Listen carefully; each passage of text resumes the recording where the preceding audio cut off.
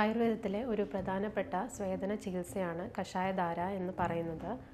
ഇതിൽ ഫ്രഷായിട്ട് പ്രിപ്പയർ ചെയ്തിട്ടുള്ള കഷായം ധാരയായിട്ട് ശരീരത്തിൽ ഒഴിക്കുന്ന ഒരു ട്രീറ്റ്മെൻറ്റാണ്. 45 മിനിറ്റ് മുതൽ 60 മിനിറ്റ് വരെയാണ് കഷായധാര ചെയ്യുന്നത്. കഷായധാര ചെയ്യുന്നതിന് മുന്നായി ശരീരത്തിന് പ്രിപ്പയർ ചെയ്യാൻ വേണ്ടിയിട്ട് തൈലാഭ്യംഗം ചെയ്യുന്നു.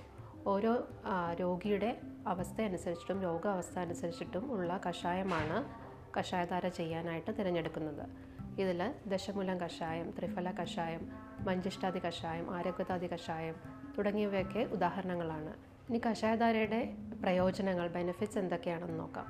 ഇത് ഒരു ബോഡി ഡിറ്റോക്സിഫിക്കേഷൻ ട്രീറ്റ്മെൻ്റ് ആണ്. അതുപോലെ വെയ്റ്റ് ലോസ് ആഗ്രഹിക്കുന്നവർക്ക് കഷായധാര വളരെ അധികം പ്രയോജനം ചെയ്യുന്ന ഒരു ട്രീറ്റ്മെൻറ്റാണ്.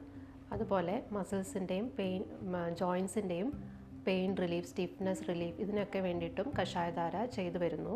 അതുപോലെ സർക്കുലേഷൻ ഇംപ്രൂവ് ചെയ്യാനും നെർവ്സിന് സ്ട്രെങ്ത് കൊടുക്കാനും കഷായധാര വളരെ നല്ലൊരു ട്രീറ്റ്മെൻറ്റാണ്.